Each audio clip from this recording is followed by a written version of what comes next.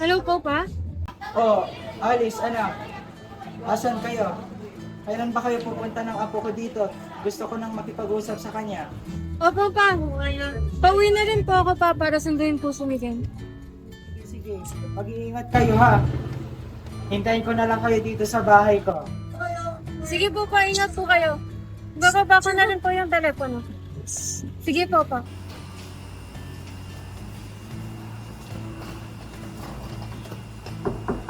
Pa, nandito na po kami. Ako, pa. Oh, Alice, anak. Narito na pala kayo. Lolo. Oh, ito na pala apo ko. Ang laki na pala ano. Pa. Hindi na po ako magtatagal. Kaya asikasuhin ko po kung papabless para sa bahay po. Iwan ko na po muna si Miguel. Oh, sige. Miguel, behave, okay?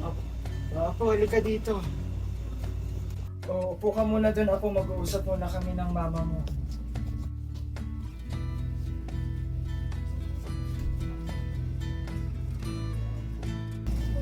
What is Mom and Lolo talking about? I don't quite understand what are they saying. Is it about me? I wonder.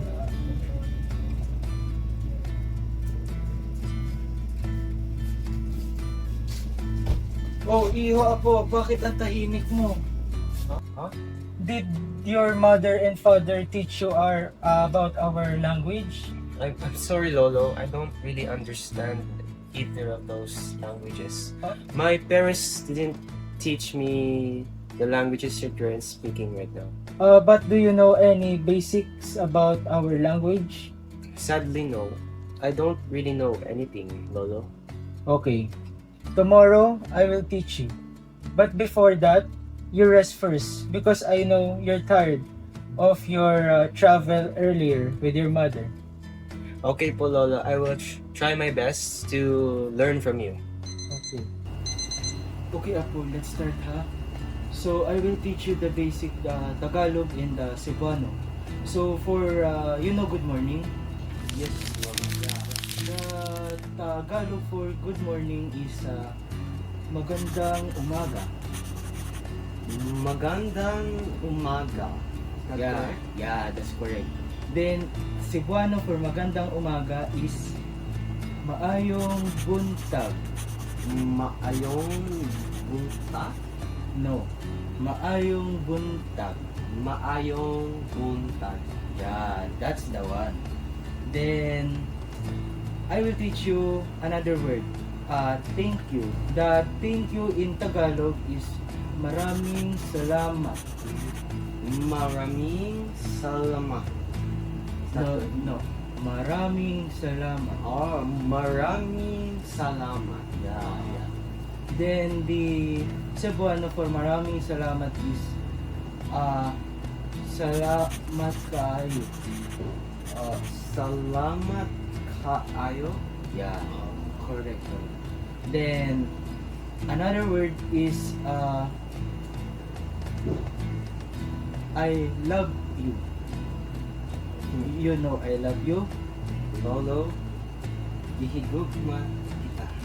Wow! You know I love you. Of course, I've researched it. Gihigugma man kita, Apo. O siya, Apo, tapos na tayo. Bukas ulit. May bibilin lang ako sa labas, ha?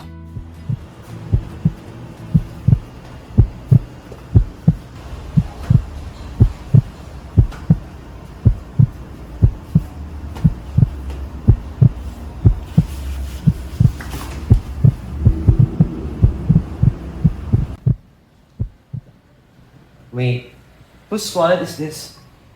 Is this Lolo's? It's Lolo's wallet. Lolo? Lolo? Lolo! Are you okay? Lolo! Tulong! Help! Tulong! Help!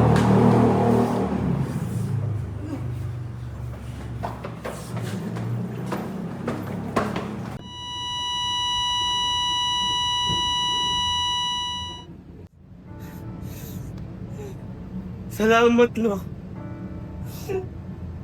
Tigyod na ako malintan. Ang iyong gitudlo na ako.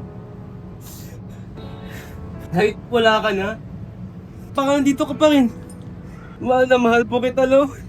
Alam mo ba? Gihigugma kita. Lolo, hanggang ngayon malinaw pa rin sa isip ko ang boses mo. Habang tinuturuan mo ako ng maayong buntag. Paulit-ulit man ako nagkamali. Hindi ka napagod.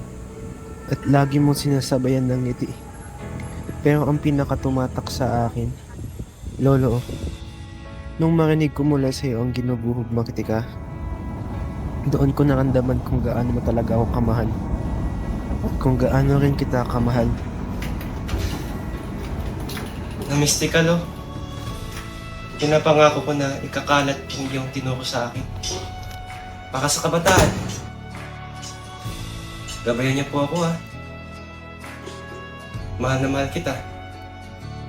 Gihigugma. Tika, Lo.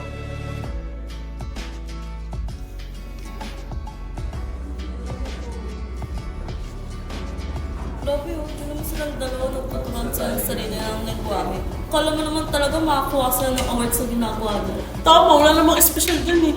Pakiramdam ko, na sa sarili nila magaling sila kaysa sa atin eh. Sa totoo lang, di naman sila gaganyan kung di sila nagyayabang. Uy, yan mo na sila. Di naman nila alam ano pakiramdam ng pagiging iba sa maraming tao. Halina't pagtuunan na lang natin ang pansin ng pinag-uusapan natin. Paano nga ba ulit kasi ng magandang umaga sa wika mo? Ganito na lang sasabihin mo. Ohayo. Ohayo?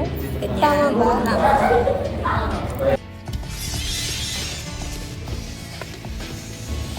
Magandang hapon, class. Please settle down. Settle down. Miss Sanchez, Miss Guerrero. Sa tingin niyo ba ay mali ang kanilang ginagawa? Sa tingin niyo ba ay sa pagpapakinig sa kanila ay aasenso kayo? So, hindi naman po sa ganito. May kukwento ko lang sana na bago ko maging guro, katulad din nila ako. Alam mo ba, class? Na dati, ay hirap ako magsalita ng Tagalog, Pilipino. Salamat naman sa lolo ko na tinuruan ako ng wikang Pilipino. Salamat na rin sa kanya na kaya kong ipagmalaki ang Pilipino. Salamat na rin sa kanya na napamahal ako sa wikang Cebuano natin. Bakit hindi natin sila tularan? Sila ay nagtuturuan, nagkakaisa, nagtutulungan. Wala namang mali sa pagmamahal ng kanilang sariling wika eh. Ang mali ay ang ikahiyahin mo. Ang mali ay ang paghamak o panghusga sa tao na nagmamahal ng kanyang sariling wika.